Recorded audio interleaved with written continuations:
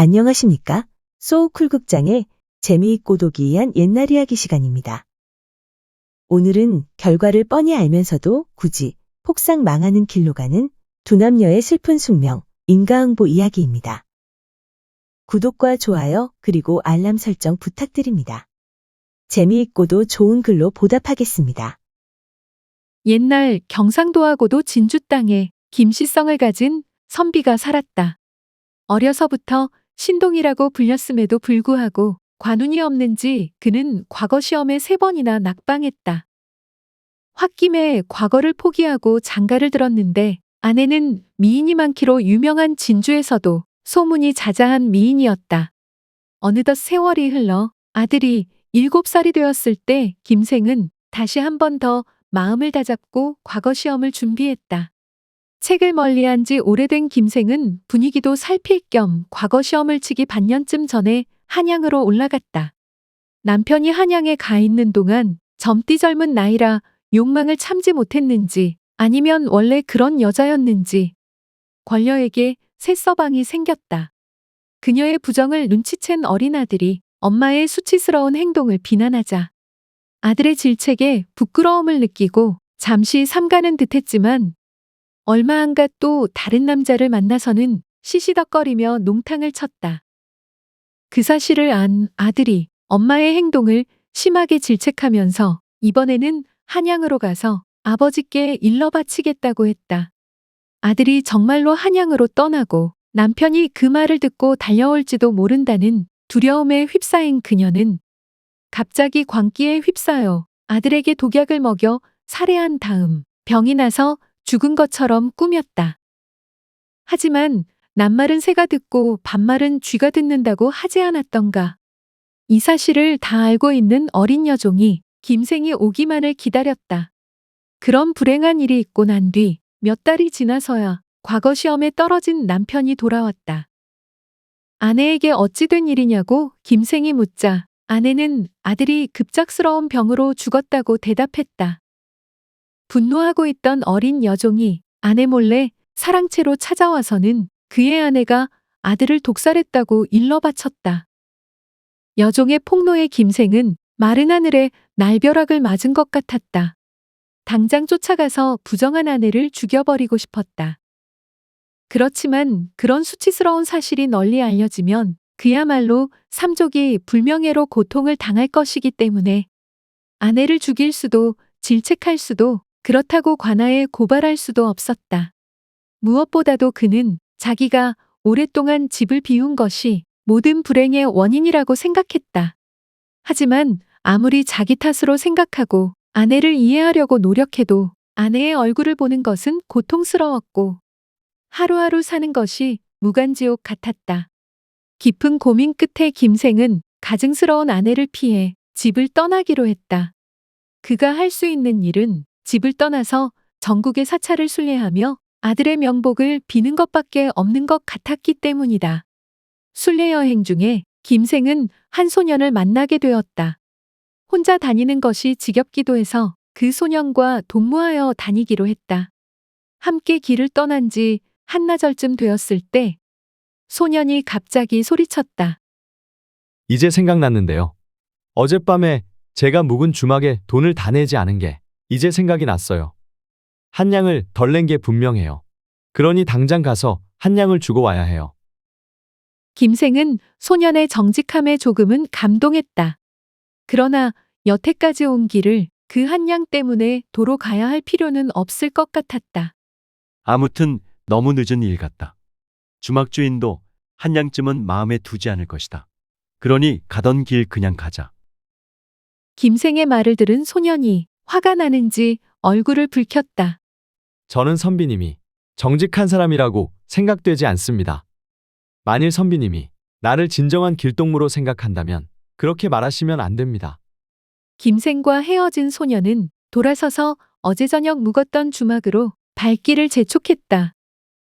김생은 소년과 떨어져 천천히 길을 가다가 마음을 고쳐먹고 되돌아가서는 얼마 후에 소년을 따라잡았다.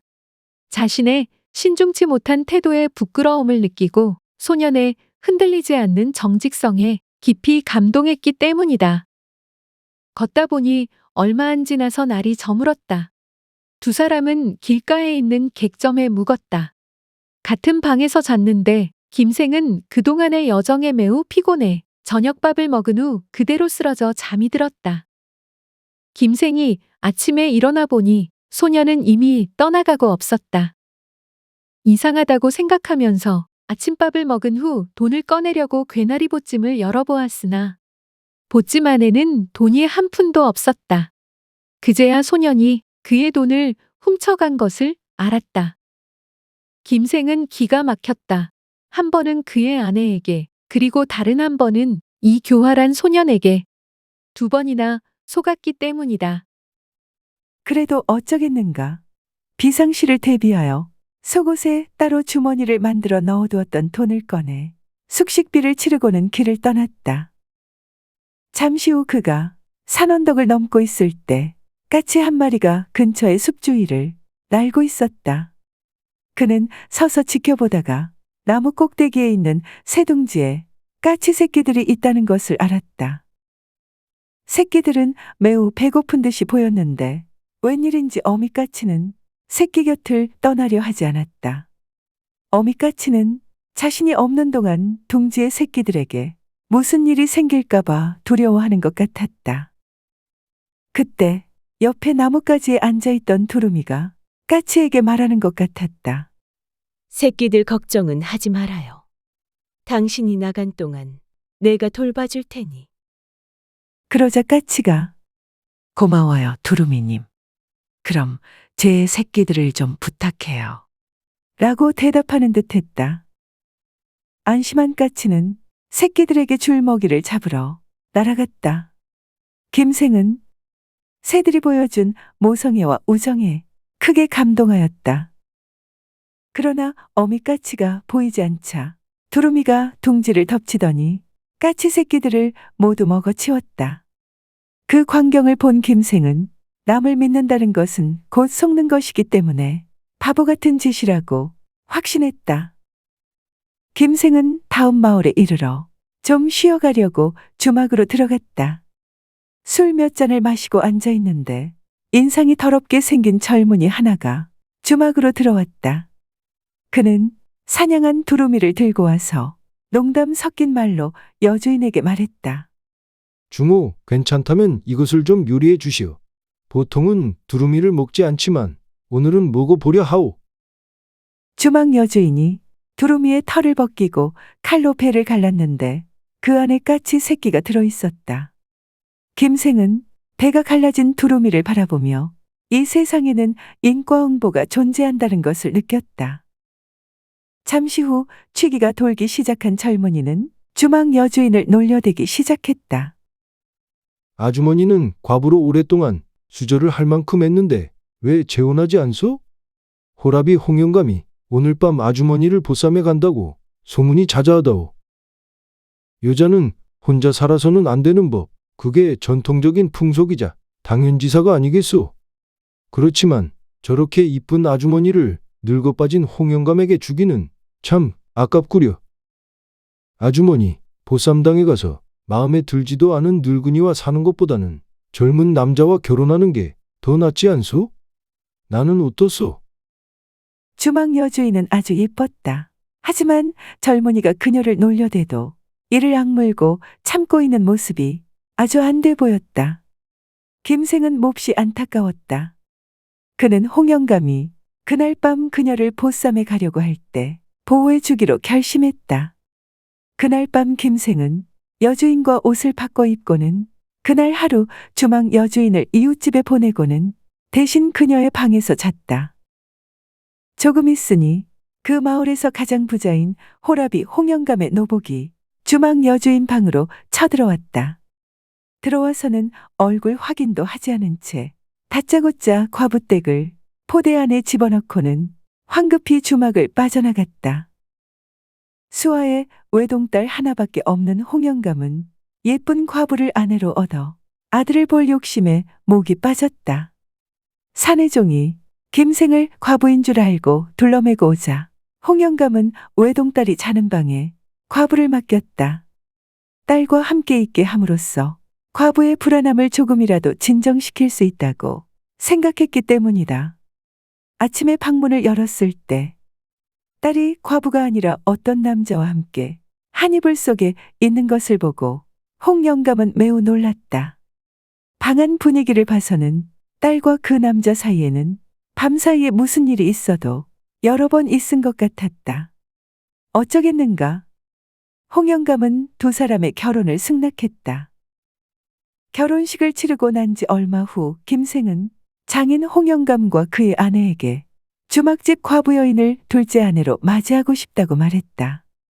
이 일이 허락되어 김생은 길고 긴 방랑 생활을 마치고 정착하게 되었고 몇 년 후 과거에 급제했다. 김생은 지방의 수령 생활을 여러 번 거친 후에 마침내 형조판서의 지위까지 이르게 되었다. 형조판서로 재직하고 있을 때 김생은 중대한 두 가지 사건을 맡았다. 하나는 매우 사악한 살인강도이자 희대의 사기꾼 사건이었고, 다른 하나는 아내가 있는 99명의 남자와 부정을 저질러 여러 집안을 파탄낸 어떤 음란한 여인의 사건이었다. 놀랍게도 살인강도이자 사기꾼은 일찍이 김생의 돈을 훔쳤던 바로 그 소년이었는데 세월이 많이 흐른 만큼 나이가 들어 있었다. 그리고 더 놀랍게도 여러 가정을 파탄낸 음란한 여인은 그의 아들을 살해한 첫 번째 아내였다. 그들이 행한 일은 자승자박이자 인과응보여서 김생이 어찌할 수 있는 일이 아니었다. 두 죄인을 법대로 사형에 처하고 나니 사는 것이 허무해진 데다 이 풍진 세상에 만정이 뚝 떨어졌다. 사직하고 시골에 내려가 김생은 두 아내와 정확하게 말하면 처첩과 해로하면서 더 이상 업을 쌓지 않으려 노력하였다. 들어주셔서 고맙습니다. 용어 풀이와 참고 문헌 그리고 자료 출처는 명기만 하고 따로 읽지는 않겠습니다. 양지해 주시기를 바랍니다.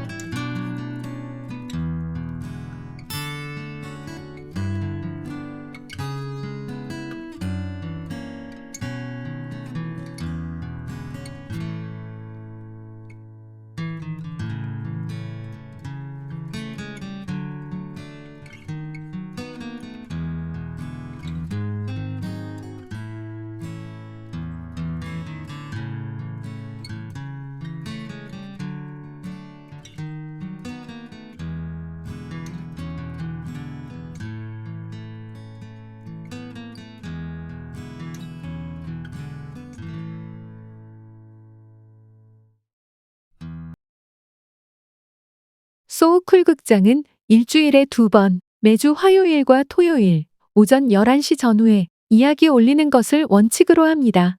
하지만 여건이 되면 목요일에도 가끔 올리겠습니다. 반면에 쇼츠는 틈을 봐서 일주일에 3편 정도만 올리도록 하겠습니다. 고맙습니다. 다음에 만날 때까지 건강하시기를 기원합니다.